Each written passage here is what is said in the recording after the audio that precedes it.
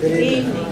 On behalf of the Board of Directors of the Reston Historic Trust, I welcome all of you and thank you so much for coming out this evening. This is our second program as we celebrate and recognize Black history. Last Thursday, right across the plaza at the museum, we had a wonderful program. And I see a lot of the same faces that were there. And also, one of our divas, Minda Ahart, is in the audience. We had meetings.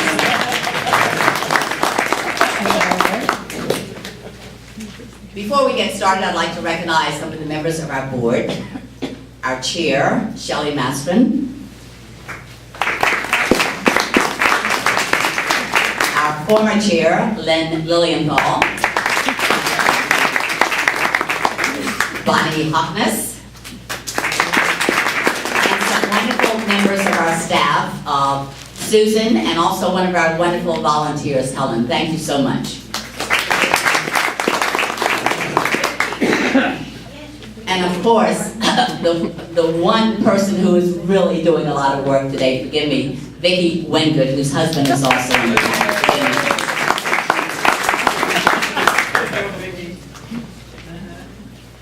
We are a membership organization, and you might say every time I come to the mic I'm begging, and that's true, I am begging. Because we do need members. We're a 501c3 organization. Our membership is very, very inexpensive. If you enjoy programs such as the one that we're putting on tonight, and if you enjoyed the program that we had last week over at the museum last Thursday, please join. In fact, one of our raffle prizes tonight is a membership for 1 year at the museum. In addition, this is also one of our raffle prizes tonight.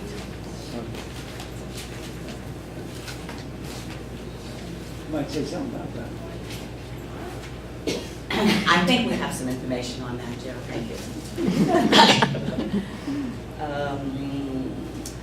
We also have some merchandise in the back. We have some sweatshirts, t-shirts. Shelley, you want to hold up something for them to see? And we're also selling mugs. So you might say we're just a one-stop shop museum.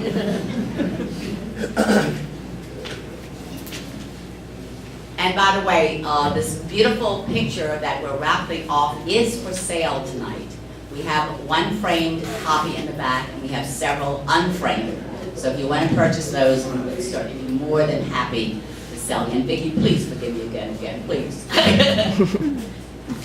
Now, we're delighted to have our panel with us tonight. Several have lived in Reston. I guess all of them have lived in Reston quite a few years. So I'm sure they're going to share a lot of their experiences and the reasons why they moved to Reston and why they're so happy to still stay and live in Reston. Which leads me to our facilitator, who happens to be the husband of our wonderful diva, Minda Ahart, Tom Ahart.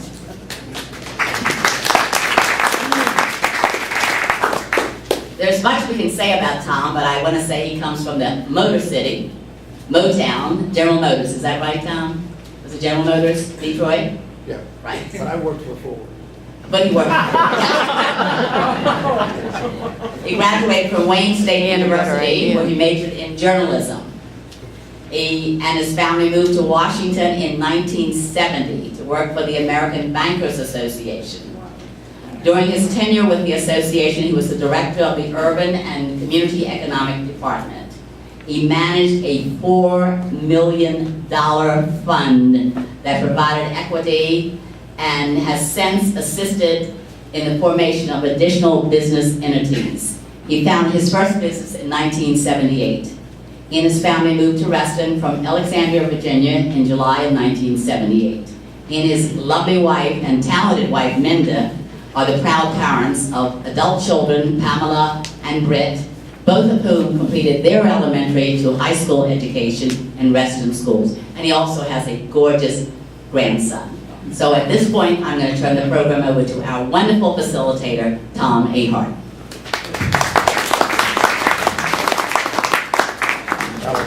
Alan, thank you. I'm always flattered when people introduce me. For some reason, it feels like I'm a big fan. We got quite I want to begin my observations or comments, and I would hope that this evening we would look upon this as a conversation about our experiences in moving and identifying and moving to Reston. And there are two things that I'd like to initially talk about. I grew up in Detroit in a working class community that was a multi-ethnic community. We had some of in the 1950s, some of the first Eastern Bloc country expatriates moved into my community. So there were lots of significant numbers of Armenians and Hungarians and Southern whites and Southern blacks and Spanish and American Indians. So I always felt that I was growing up in a melting pot. And it wasn't until I moved away that I realized that that kind of experience growing up wasn't a universal kind of experience. And then I want to talk about when we moved to Reston and how we happened to move to Reston.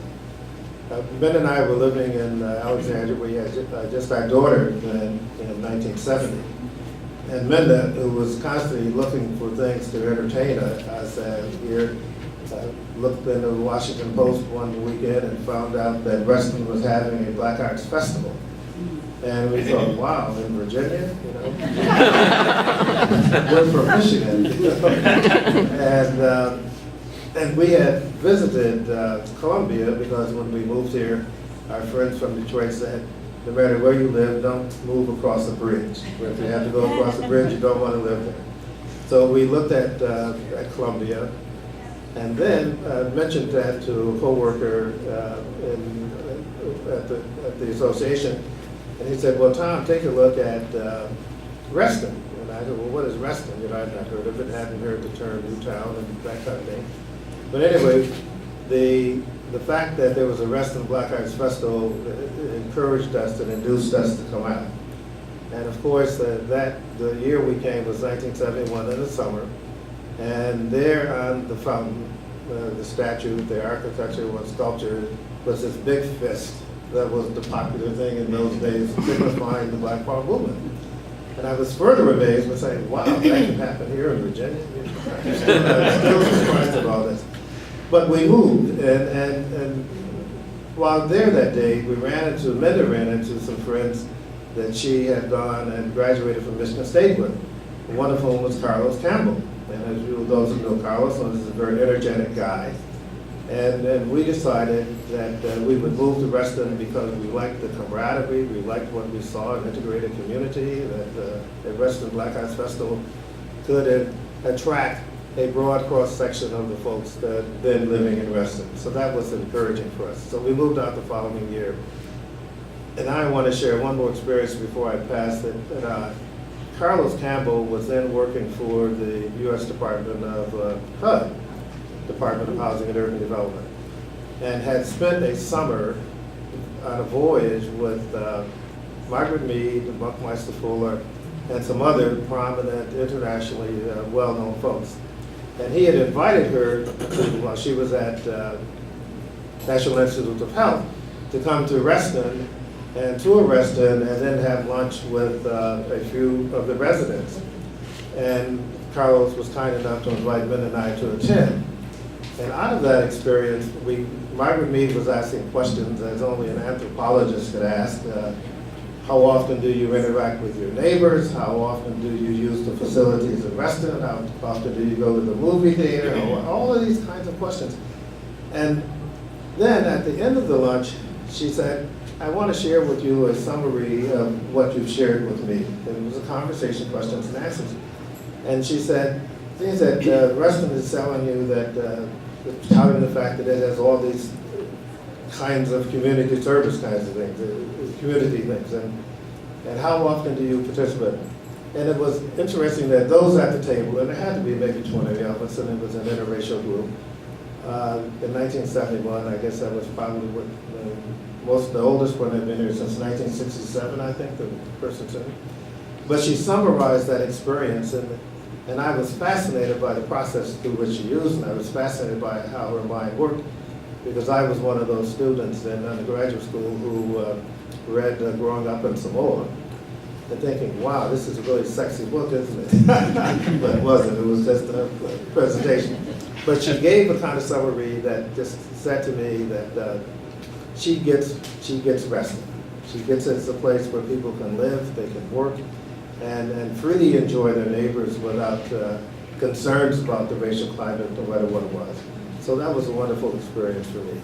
And I'm hoping that when we finish our presentations, and I don't want to call it a presentation, I want to call it comments, that we can have a similar kind of conversation about our experiences then and the experiences throughout the time we've been in. One of the exciting things I did, I was on the Reston Association, well, it was the Reston Community Association, and my neighbor convinced me that I should be on the Covenants Committee. I didn't know what the Covenants Committee was. I thought, I'll be on the Covenants Committee. But I also happened to be a bus rider in those days, riding the Reston bus back and forth to work and everything. And immediately, once folks knew I was on the Covenants Committee, I got all the ribbing and the jazz. But I became so paranoid, I didn't want anybody to know that I was on the committee. But that was a part of my experiences. I enjoy your memory today, but it was kind of difficult knowing that the guy sitting next to you might have been in the house as you were at, saying, you cut down some trees and something.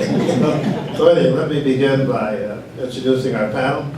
I want to introduce Vern, and have Vern say a bit about himself and share with us about his experiences in learning about Reston, and give us some idea of the kind of communities he lived in before he moved to Reston. Thank you. I got this. Oh, you got that one. Okay, great. Is this working? Yeah. Yes. We're in Reston. It's easy for me to introduce myself when I'm in Reston. All I just have to say is I'm Vicki Wingert's husband. So and that kind of tells it right there. So Vicki and I moved to Reston from Philadelphia. We lived in the Germantown section of Philadelphia. Anybody familiar with that part? It's actually, back then it was, it still is a very much integrated community. And Vicki worked with Temple University while we lived in Philadelphia, and I worked as a pastor of a church just a few blocks from the house. We lived in Germantown Avenue, and it was very, had a real neat feature. It had a trolley.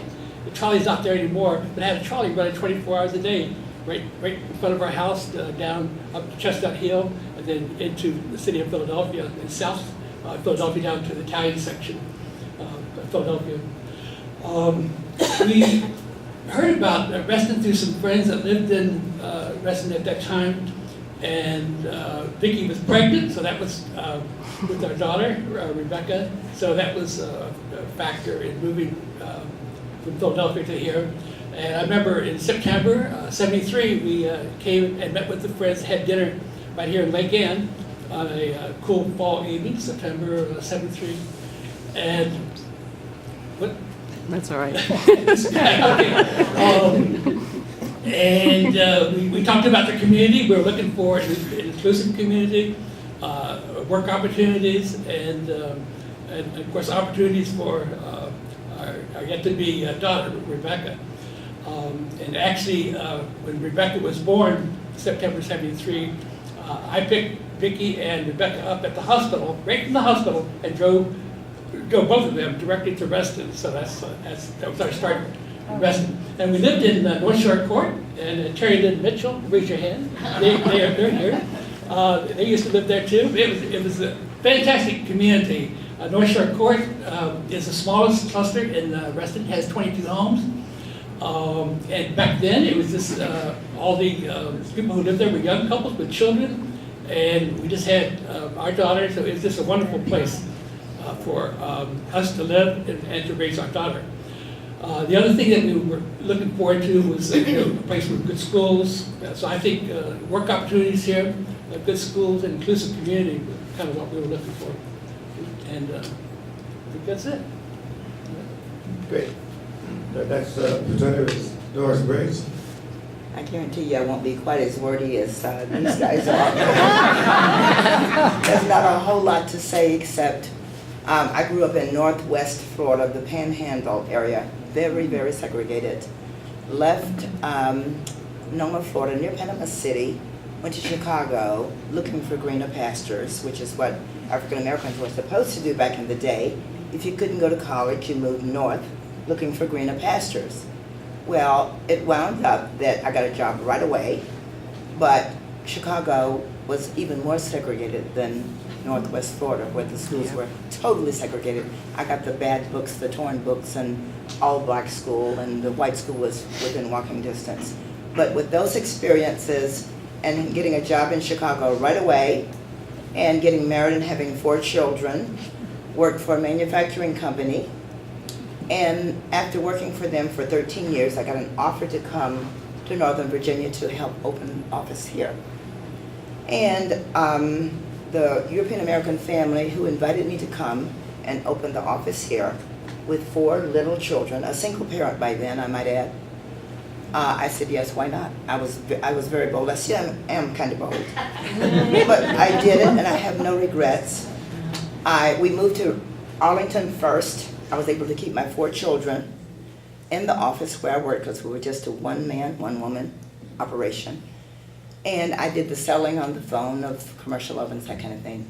In any case, this European American family that I worked with and for decided to explore Reston. And they did all the work. They just said, come on, let's go. And I said, I'm ready. Moved to Cedar Ridge apartment, 4-bedroom apartment with 4 little children and a bold attitude. And I believed that I could do anything, and I still believe that at this age. And I went from Cedar Ridge apartment to Tavistock Court, just outside Reston. And from there to South Old Way, which was the office was in the house. And from there to Wedge Drive, which is where we are now for 36 years. And I have many pleasant experiences. One of the most I can remember, and always will, was Embry Rucker. We used to waltz on the plaza here. And I used to think he was God. And that was the first church we experienced. And he would say, if you don't have any money to put in the plate, just take whatever you need. And I will always remember Embry for those things. And I have been in Reston since then, and I'm very, very content. I've had some good experiences, a few bad ones, but mostly very good experiences. Thank you. Now the next is J. Arthur Jones. Good evening.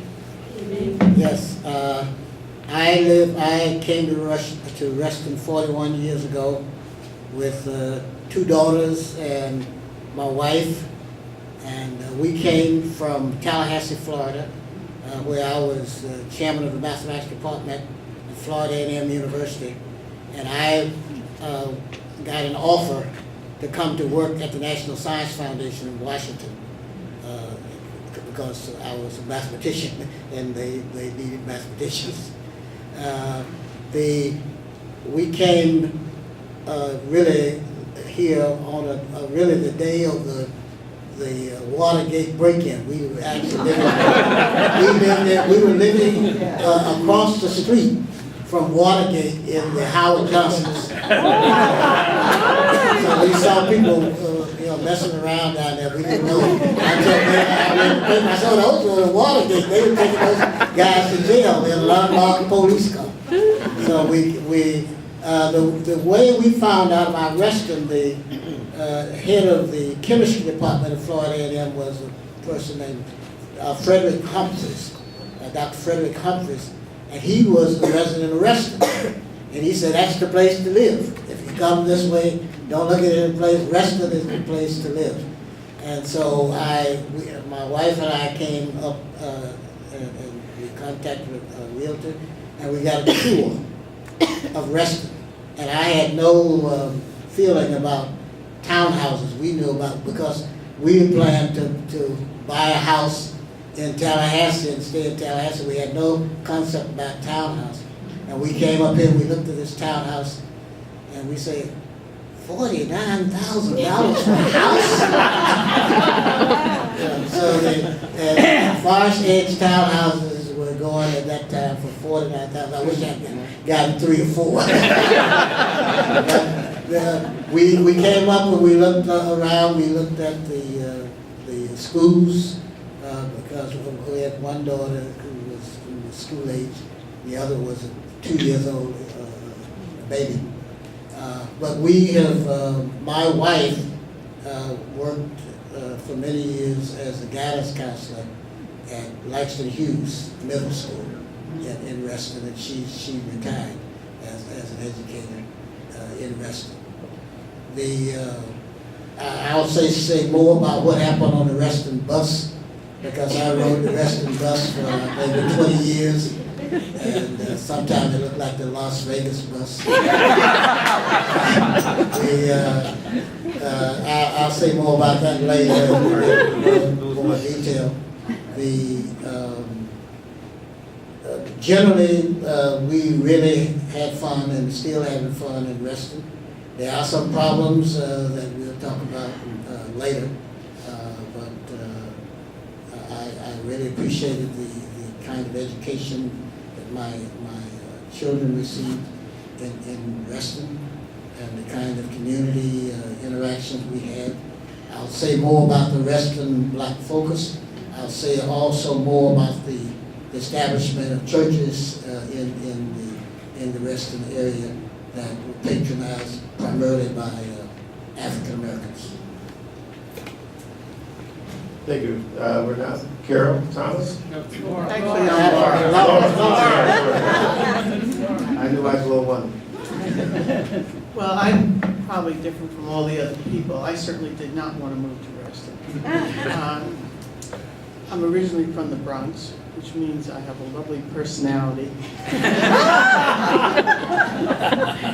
And my husband and I had been living, we lived abroad. And anyway, we were living in DC at the time when they were starting with open housing.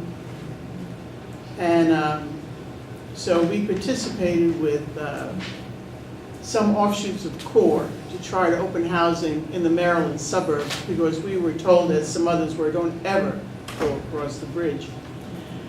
So we went to find housing, and we found that we could not buy a house, even if we didn't need a mortgage, because we were unacceptable. Now, I didn't particularly care for Washington, D.C. either, but I decided I would just stay in Washington. So then Carol said he saw this ad in the newspaper for Reston. And I said, listen, I have already gone to Maryland. I don't mean one day. We went over and over again to find housing. I said, I'm not going to Virginia. I know Virginia. My uncle lived in Culpeper, and so I know Virginia.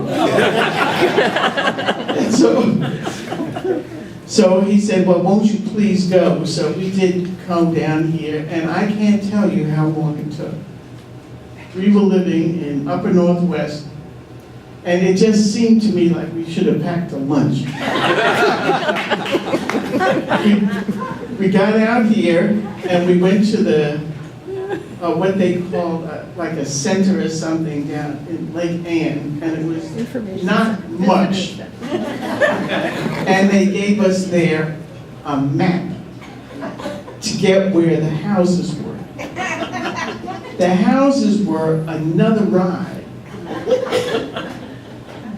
And we found these 3 model houses on Pegasus off Lawyers Road. The houses were fine. There were no people. A 2-lane road. I want to just say one more time, I'm from the Bronx. So my husband, who is probably should be here because he's really a lovely man, he said, well, Laura, look at the trees, sweetheart. Anyway, I won't proceed with that discussion. They gave us a map, and then he felt like we had to move into this house. It was going to be wonderful for the children, it was going to be just grand, whatever. So it was a different time then for wives, and we felt that we were supposed to, so we bought the house. No sooner had we bought the house, I'm going to say 3 weeks, he accepted a position in West Africa. It's kind of amazing that we're still together. So he moved me into this house in November of 1968. And then he went to West Africa in January. And I, of course, was working in DC. And the children were in school in DC. That was 3 of them, right? So at any rate, we lived here, and as fate would have it, I ended up going to West Africa with him, and I told him, the only thing I ask is that I did not, please don't make me go back. And I flew back, it's a long ride. I flew back from West Africa to the district to find a home where I would be okay. I didn't find one in DC. We came back here and went to Lake Ann Elementary School. He said, won't you please try it? We went to Lake Ann Elementary School. Our children had been in school where they had a standpipe for water, and you brought your own books, and there were no glass in the windows. It was just a regular school. We didn't go to the international school. We went to the local schools. And we got to Lake Ann, and they had Muzak, stainless steel water fountains. He looked at me and he said, Carol said, and the people were charming. And he said, Laura, won't you please think about this? I said, everybody's going to love this little kid. Nobody's going to love our older children. Let's go to Herndon High School. Yes, that's exactly how it was. We went to Herndon High School, and my field is mathematics as well. And so I went in there, and they had an atypical transcript because these children had been going to school in West Africa. And I said, and one was going into the 12th grade, and one was going into the 10th. And I said, what math class do you want this 12th grader to have? And they said, you can put him in whatever class you want. I think my husband must have paid them to say that. Because I worked in Fairfax County Public Schools, and I have never heard a counselor before or since ever say. So when we left there, he said, won't you please try it, at least until we get this one out of school. And that was, he graduated from high school in 1972.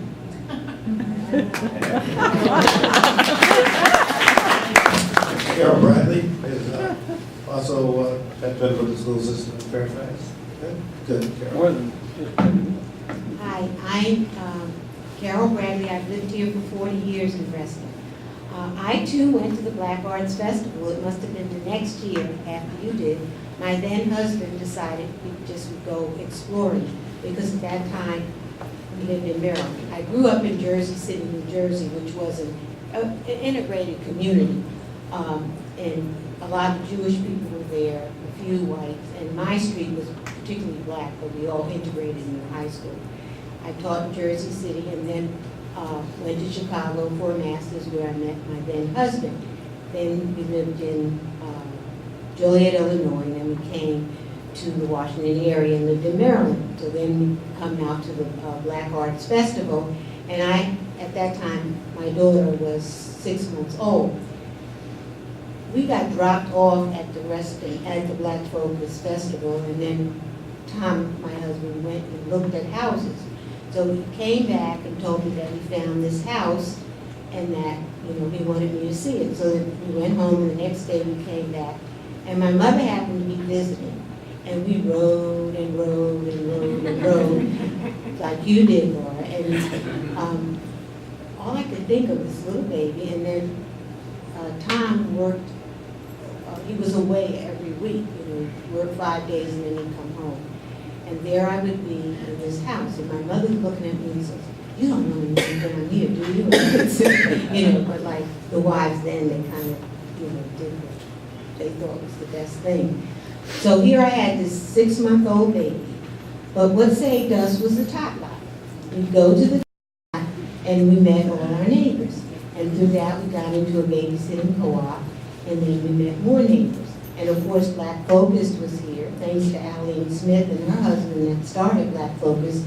We had children's groups, we had a book club, we had the festival, we had lots of get-togethers to support us. Some of us found churches which were integrated, which met our needs. And so it really has been a wonderful place to live. My daughter is 40 now, and I texted her today and told her I'd be doing this panel. And she said, well, make sure you tell them that Reston was a great place to live in. Great. Well, thank you, panel. I'd like to, some of you have talked about it, I'd like for you to talk in a broader context about the kinds of community organizations that you were part of and participated in. Whether they were RCA or your church or your social organizations. I was a member of the Episcopal Church in Reston, Embry Ruckus Church.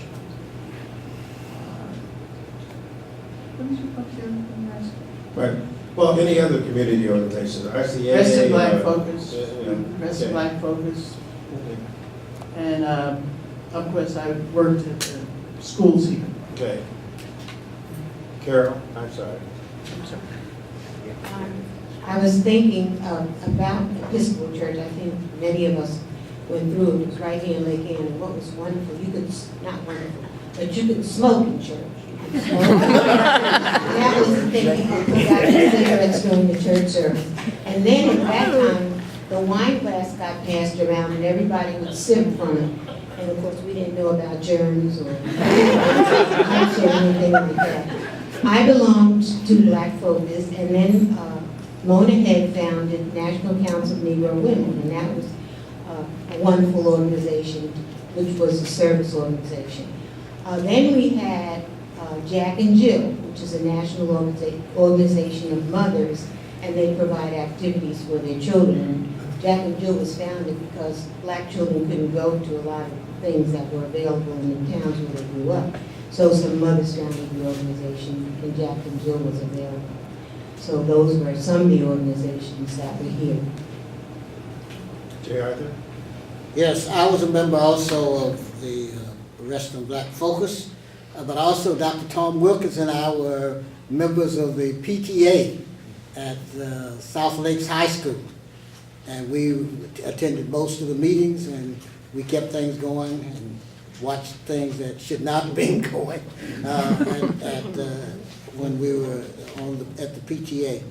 I also assisted in the development of a black church, which now is Martin Luther King Christian Church, and in Reston, and worked with Reston. And this is a very diverse church, has diverse membership now in Reston, and I'll say something else about how the land for that church was obtained and how that related to the Reston's bylaws or covenants or whatever. Thank you. Doris? I too was a member of Black Focus and also NAACP, excuse me. And as I said, I attended Embry Ruckus Church.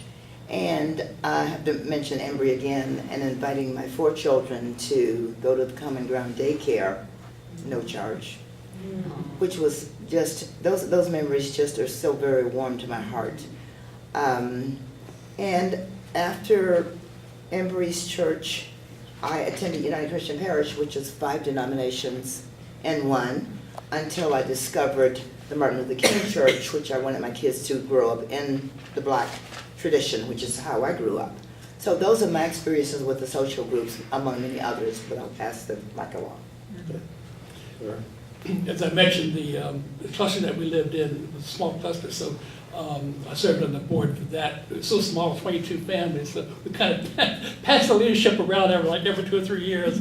So also was with the PTA at Lake Ann Elementary. I was involved with still am with the Oakton Church of the Brethren, Oakton, down the 100 Mill Road. And then, like I said, with my introduction, whatever Vicki was involved with, I was involved with somehow, Reston Association, you name it, I was involved. Okay. You know, I want to share my experience.